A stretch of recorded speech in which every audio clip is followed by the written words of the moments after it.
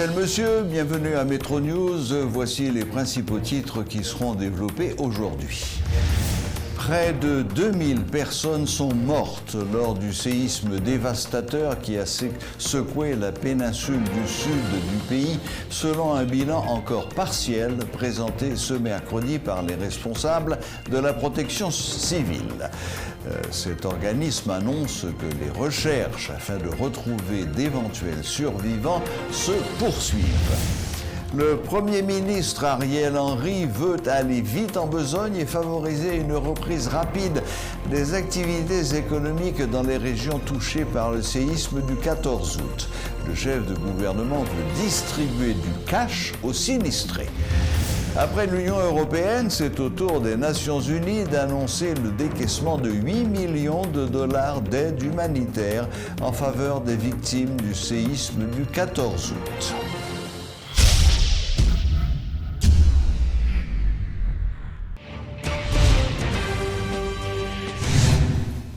Le bilan partiel du tremblement de terre qui a ravagé la péninsule sud continue de s'alourdir. Les derniers chiffres communiqués par la direction de la protection civile en date du 18 août font état de 1941 morts et 9900 blessés. Selon la protection civile, plus de 75 000 maisons ont été endommagées ou détruites.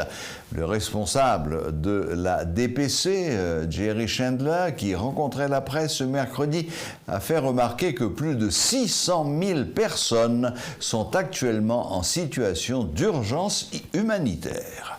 Depuis que ce séisme qui était 7.2 frappé dans samedi 14 août, il y a un paquet d'actions que nous avons menées. Et il y a des bonnes nouvelles tout. Et dans tout malheur, il y a quand même des bagages qui fait que je pense que c'est des signes positifs et qui permettent de nous avancer. Le premier signe positif, c'est que nous sommes capables de dire qu'il y a 34 personnes qui ont réussi à faire sortir en bas des combes dans le travail de recherche et de sauvetage qu'a fait. Et ceci, le travail ça fait pratiquement pendant les 2 derniers jours. Donc l'équipe sauvetage travaille ensemble, que ce soit l'équipe étrangère et l'équipe haïtienne. Tout le monde côté collé, mettez ensemble en façon pour nous capables de continuer justement à chercher le monde et rechercher, je pense que va continuer encore aujourd'hui en façon pour que justement nous capables de gagner et by tout le monde qui est victime au maximum de chance dans les problèmes qui frappent nous. Rapidement en termes de chiffres, ça nous capable de parler en termes de bilan. Bilan humain, nous gagnons à aujourd'hui 1941 décès qui répartis comme suit. Nous avons 1597 dans le département sud, 205 dans le département Grand'Anse, 137 dans le département Nip et 2 dans le département nord-ouest. Nous avons là environ 9900 blessés, qui sont enregistrés en 3 départements qui principalement frappés. Et encore, j'en ai dit un bilan partiel parce que nous continuons à chercher et nous continuons à travailler pour nous connaître exactement ce qui s'est passé. En termes structurels, nous avons dit que nous avons parlé de quantité de cailles qui crasées. En gros, nous sommes capables de parler de à peu près 75 000 cailles qui endommagées et ou qui détruites, dans tous les 3 départements. Nous avons des bâtiments publics tout qui affectés, et nous sommes capables de parler de pratiquement 135 000 familles qui sont sinistrées. Ce qui fait qu'au total, pour tout département, nos problèmes concernent à peu près 600 000 personnes qui ont un état de vulnérabilité et qui ont besoin d'assistance humanitaire. Alors, je vais expliquer. Là, nous parlons de 136 000 familles. C'est 136 000 familles qui frappent, qui impactent directement et pas problème là. Et mais toutes ces 136 000 familles, ils déclinent justement, et ça, nous avons venir dans un rapport avec une apprendre public. Il monte à 684 000 personnes en gros qui ont besoin d'assistance humanitaire d'urgence. Le Premier ministre Ariel Henry exprime sa colère en raison de la lenteur affichée dans l'acheminement de l'aide à la population victime du séisme. Lors d'une interview exclusive accordée à Métropole ce mercredi, le chef du gouvernement dit avoir besoin de cash pour distribuer à la population. Par ailleurs, il a ajouté que le séisme doublé de la tempête aura des conséquences sur l'organisation des élections. Le Premier ministre Ariel Henry répondait aux questions de Jean Numagoudou.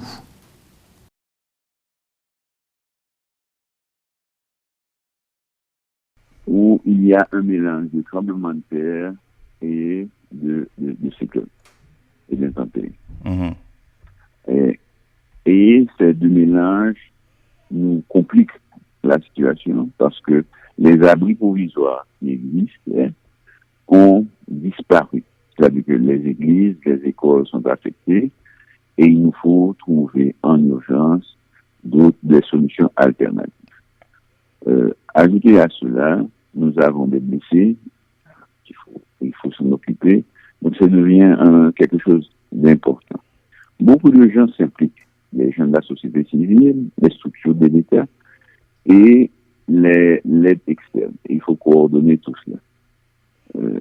Donc nous nous appelons à mettre en place des coordinations pour qu'il n'y ait pas de gaspillage, qu'il n'y ait pas de frustration, c'est-à-dire que les gens sont empilés les uns sur les autres. Oui. Là, il en résulte aussi beaucoup de frustration. Des frustrations de ma part, parce que ça ne va pas assez vite.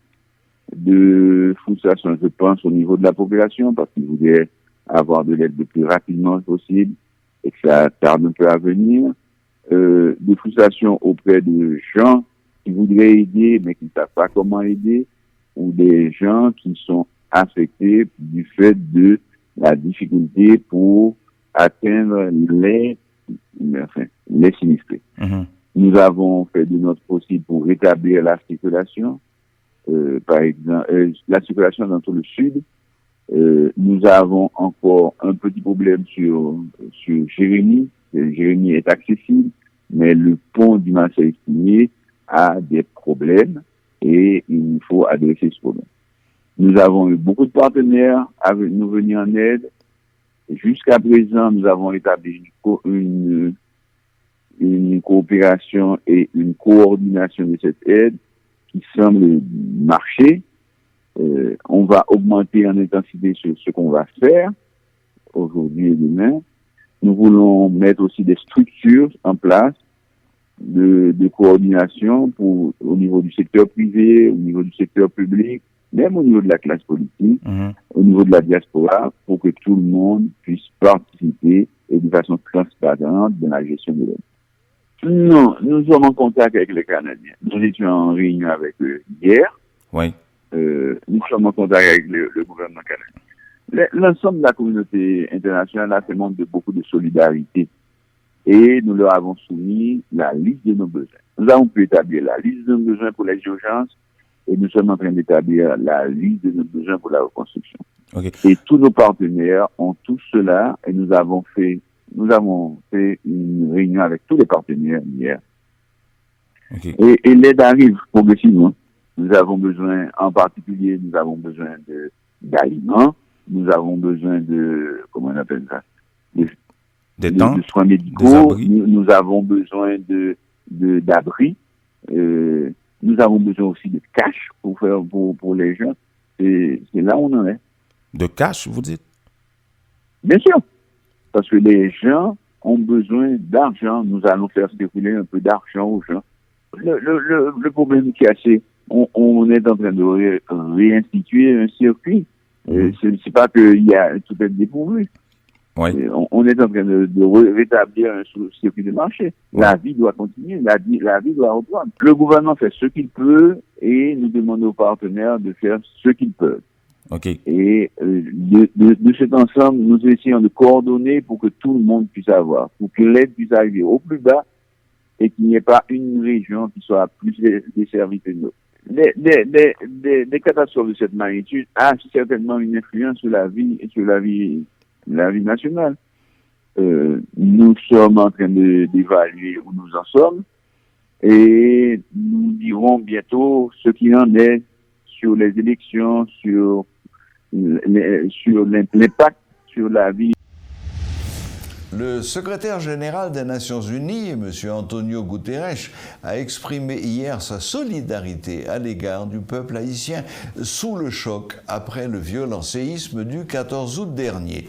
Vous n'êtes pas seul, nous sommes à vos côtés, a lancé M. Guterres, appelant les États membres à aider Haïti à éviter une catastrophe humanitaire. Selon l'ONU, les besoins humanitaires d'Haïti ne cessent de croître.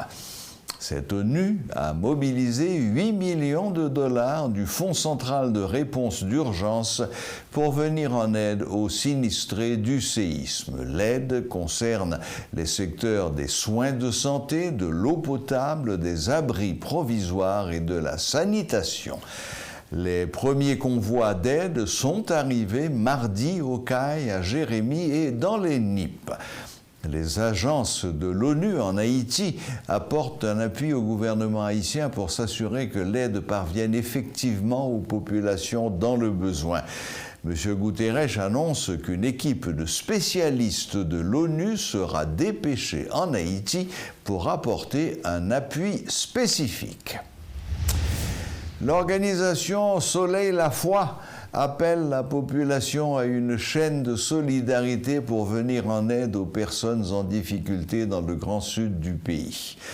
Lors d'une conférence de presse ce mercredi, le responsable de Soleil la Foi sollicite le concours de la police pour faciliter l'acheminement des équipements aux départements touchés par le séisme et la tempête tropicale Grace.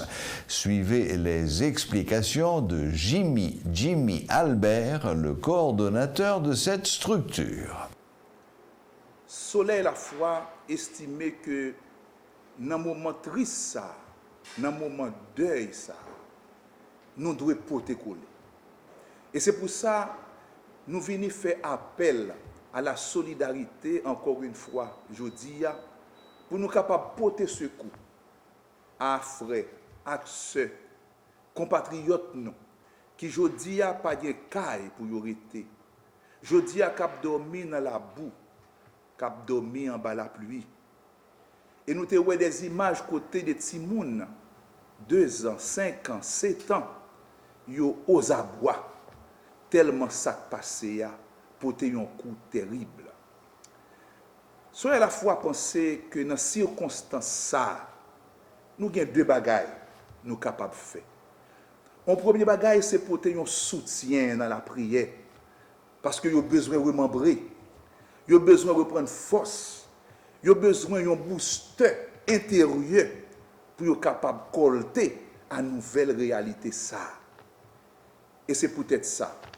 À partir après-midi, dans la paroisse Christ Roi, nous avons gagné 7 jours la prière.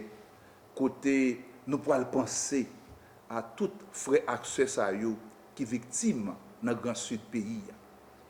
Dans la paroisse Christ Roi, à 4 heures, nous invitons à venir pour que ensemble nous coller la foi nous, pour nous implorer grâce, bon Dieu, pour nous penser à Sila qui brutalement disparaît dans le tremblement de terre. Mais deuxième bagaille là qui est tout aussi important, c'est que dans la paroisse Christ nous attendons pour porter ce gagnant ou même qui est capable d'aider. Un coup de main pour être capable de construire caillou, vin à tôle, vin à planche, vin à ciment, vin à tout ça gagné pour capable aider que rapidement yo sorti dans de l'eau, yo sorti dans la rue.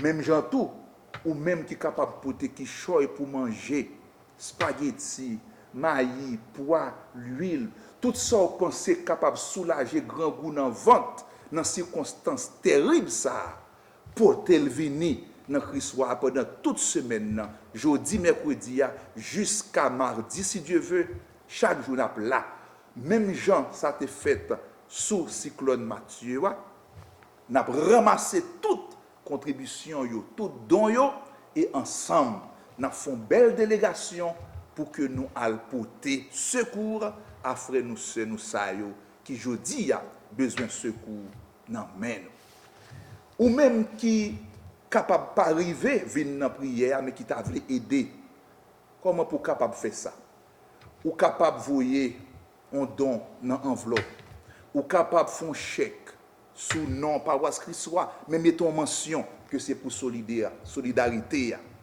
ou bien ou capable directement contacter Soleil la Foi moun qui responsable ça c'est même moun Daniel Junior Miril 34 06 18 81 Et si vous avez besoin d'un compte, vous êtes capable de voyer sur le compte Soleil la foi, c'est au compte Sogebank 270 645 00.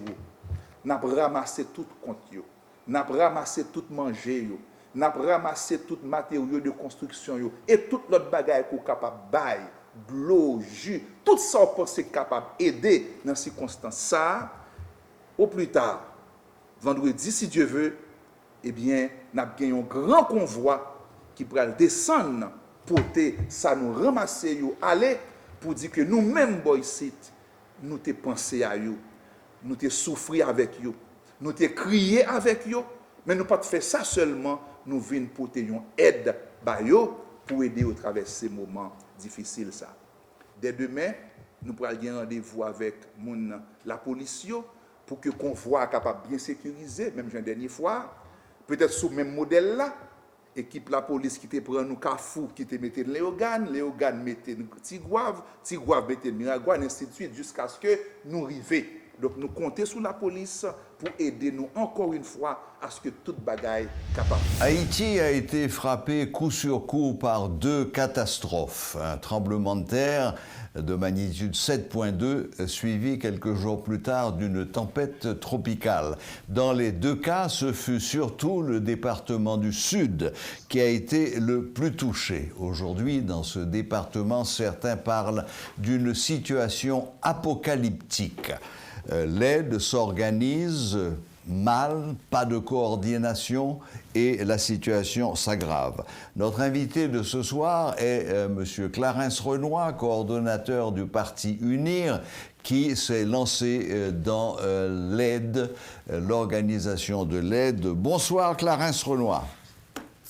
Bonsoir Serge et bonsoir aux téléspectateurs et téléspectatrices de Métropole, de Métro News en particulier. Clarence, vous avez fait sortir un communiqué appelant à la solidarité. Concrètement, où est-ce que vous en êtes? Déjà, la solidarité, c'est quelque chose qui était très important pour nous de lancer comme appel, comme cri, parce que c'est vrai que la communauté internationale vient en aide, vous l'avez dit tout à l'heure, mais elle peut être mal organisée parce que ne connaissant pas le pays. Je crois que les gestes de solidarité d'un voisin à un autre est la première recommandation que nous puissions faire au moment de cette crise qui nous a tombé sur la tête de ce tremblement de terre et aussi de la tempête qui est venue par la suite. Maintenant, dans la concrétisation de la solidarité, il y a des gestes à faire envers nos frères et sœurs haïtiens dans le Grand Sud, car ce n'est pas uniquement le département du Sud, mais il y a les NIP et la Grande-Anse, donc ce sont trois départements qui sont touchés. Nous sommes à UNIR dans un temps de prise de notes. Nous avons des équipes sur le terrain qui nous font remonter des informations extrêmement importantes pour savoir où diriger ce que nous avons. Nous n'avons pas la capacité, la machine de l'aide internationale, ni la machine de l'aide gouvernementale. Nous avons nos petits moyens que nous rassemblons grâce à certains supporters du parti, grâce à certains membres du parti, et nous sommes en train de nous organiser pour retourner sur le terrain et servir, nous appelons notre opération main en main, c'est-à-dire aller de porte à porte, rencontrer les gens et servir en toute dignité, en toute discrétion et ceux qui sont dans le besoin. Mais est-ce que dans le même temps, vous avez fait appel à une aide financière, une aide en matériel, une aide en médicaments? Est-ce que cet aspect des choses, vous y êtes lancé également? Écoutez, nous réservons le domaine de la santé où elle est réservée au gouvernement ou aux grandes agences internationales de santé. Nous pensons qu'il faut aller vers les gens dans leurs besoins immédiats, dans les besoins directs. Donc, c'est dans ce secteur-là que nous travaillons. Et écoutez, je vais vous dire, nous avons deux priorités à unir. Dès le début, nous avons défini, grâce à nos équipes, nous avons défini un code de conduite sur le terrain, comment nous comporter, quoi observer, quoi faire. Et en même temps, nous nous sommes dit, nous allons nous accorder deux priorités, les femmes et les enfants. Ce sont ces deux catégories de sinistrés, de personnes qui sont victimes, que nous voulons servir d'abord. Les enfants, pourquoi? Parce que c'est l'avenir. Et nous leur apportons quoi, les enfants? Bien sûr, de quoi se vêtir, de quoi se couvrir le soir, parce qu'ils auront besoin de couverture le soir, mais aussi des livres, des cahiers, des plumes, parce que l'école, c'est pour bientôt. Ces enfants traumatisés par ce qui s'est passé auront besoin de s'évader un petit peu de la maison fissurée, de la maison effondrée, pour entrer à l'école, pour retrouver des camarades, retrouver l'ambiance scolaire, pour leur permettre de s'évader, mais aussi de se construire personnellement. Donc nous nous arrêtons sur les enfants d'abord, et ensuite les femmes, parce que c'est la femme qui est le potomitan de la famille haïtienne,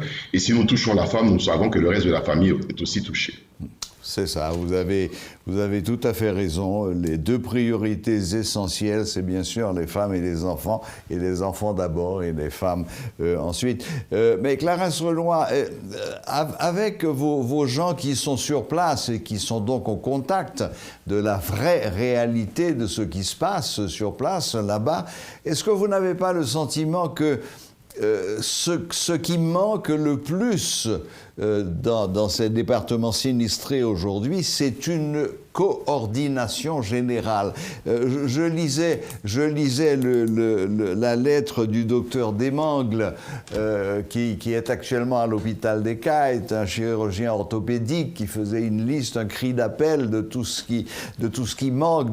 Mais il y a une phrase qu'il a dite aussi, il disait « Si vous voulez envoyer des dons, évitez de les envoyer aux grandes ONG qui sont sur place parce qu'il n'y a pas d'entente, il n'y a pas de coordination entre ce qu'ils font et ce que nous essayons de faire. » Alors, comment est-ce qu'on peut remédier à cette situation, à ce manque de coordination?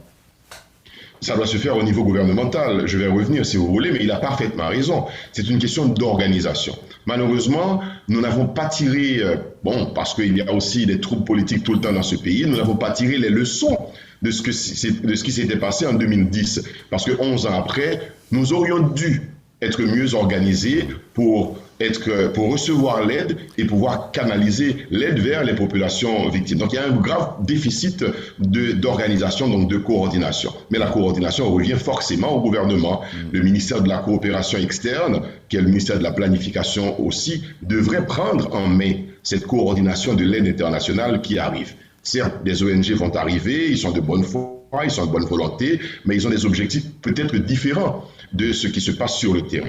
Et j'ai une crainte, c'est aussi qui est nourrie par ce que nous avons fait remonter du terrain jusqu'ici à Port-au-Prince au bureau de l'UNIR. Ce que nous avons remarqué, ce que nos agents sur le terrain ont remarqué, c'est que les populations éloignées qui sont dans les vallées, dans les collines, dans les montagnes, ne sont pas encore touchées par cette aide. C'est pourquoi nous nous dirigeons vers ces gens-là.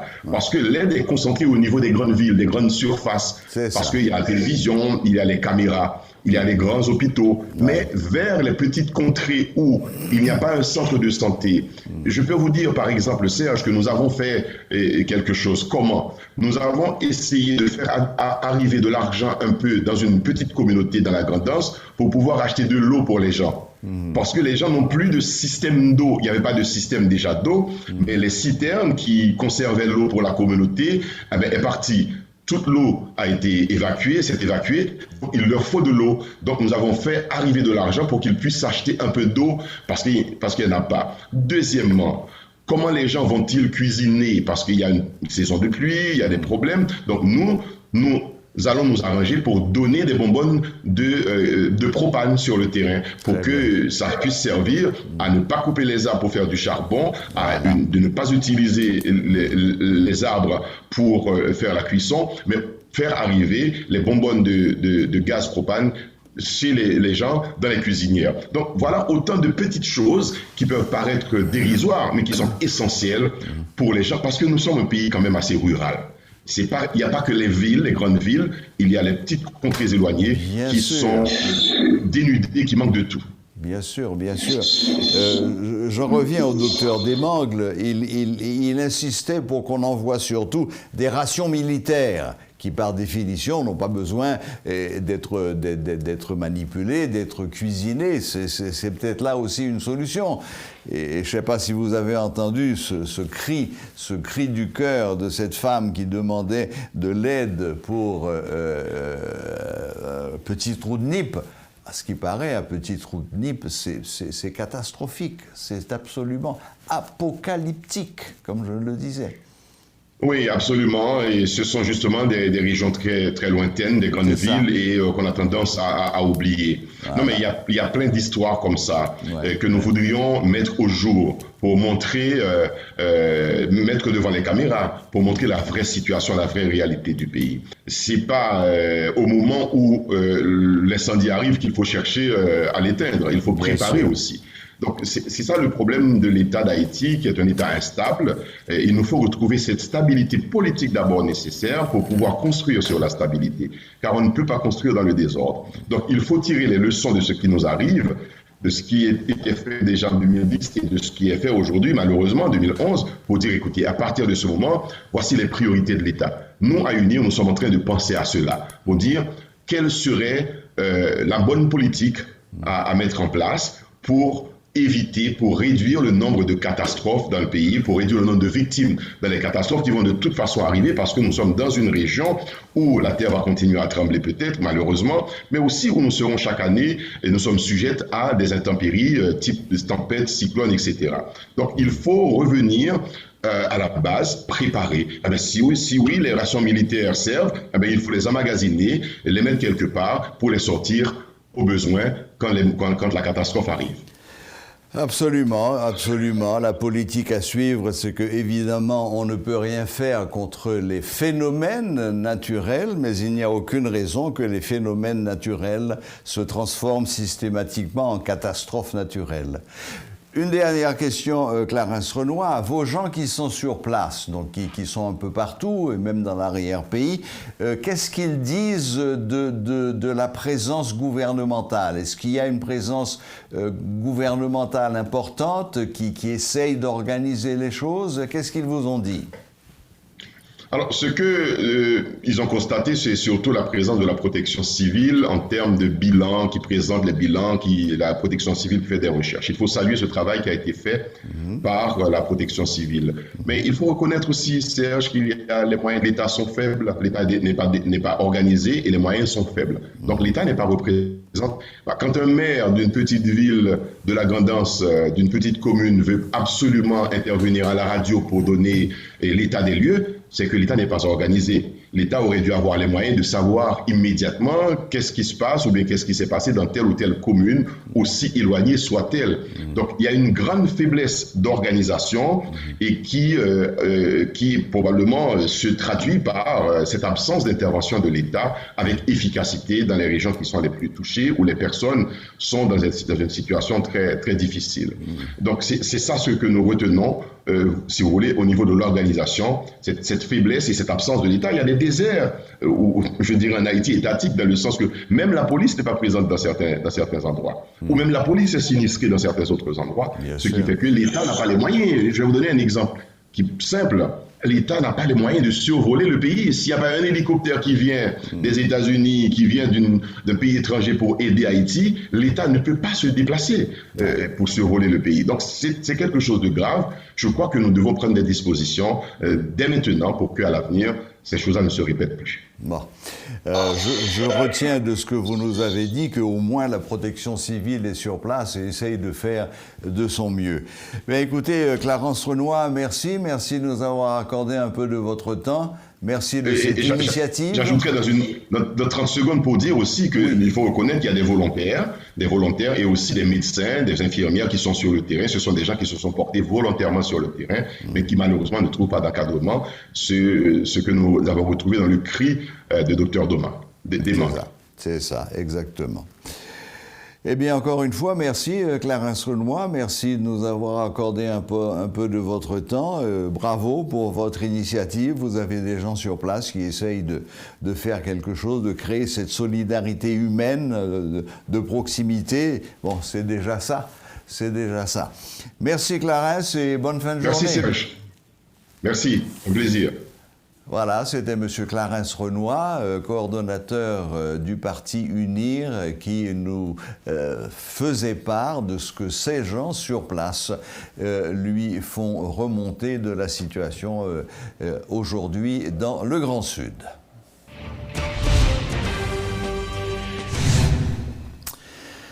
Le président de l'Association nationale des médias haïtiens, ANMH, appelle à une prise de conscience nationale pour sauver le pays. Jacques Sampeur demande aux Haïtiens de toute tendance politique de s'asseoir ensemble afin de trouver une solution à la crise. Selon le PDG de Radio Antilles International, chacun doit jouer son rôle dans la construction du pays.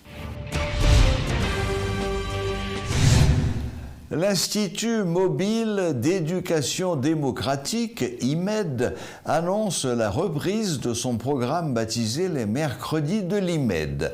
Selon la directrice exécutive de cet institut, cette activité consiste à mobiliser plusieurs jeunes du pays afin de promouvoir le droit à la liberté d'expression et les valeurs de la démocratie. C'est un groupe jeune qui travaille dans l'IMED et eux-mêmes, il y a des réflexions, des débats qu'on a fait sur l'avenir pays, sur l'avenir pays, sur l'avenir côté à vivre là.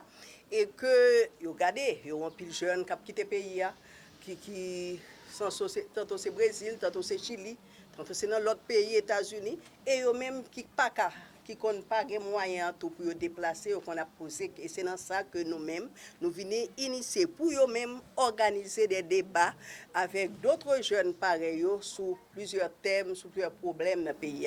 Ils ont recommencé le jeudi, mercredi, les mercredis de l'IMED qui fait chaque dernier mercredi du mois. Et ils ont recommencé pour que, dans le premier thème, ils prennent c'est démocratie et la presse c'est démocratie. Il y a des questionnements qui sont posés sur la presse. Il y a des questionnements tout qui sont posés que sur l'avenir payo. Et c'est dans ce sens-là, aujourd'hui, nous avons remercié M. Hérol Jean-François comme journaliste. C'est lui-même qui est venu faire débat pour les jeunes dans l'IMED. Voilà, la boucle est bouclée. Merci de nous rester fidèles et à la prochaine, même heure, même chaîne.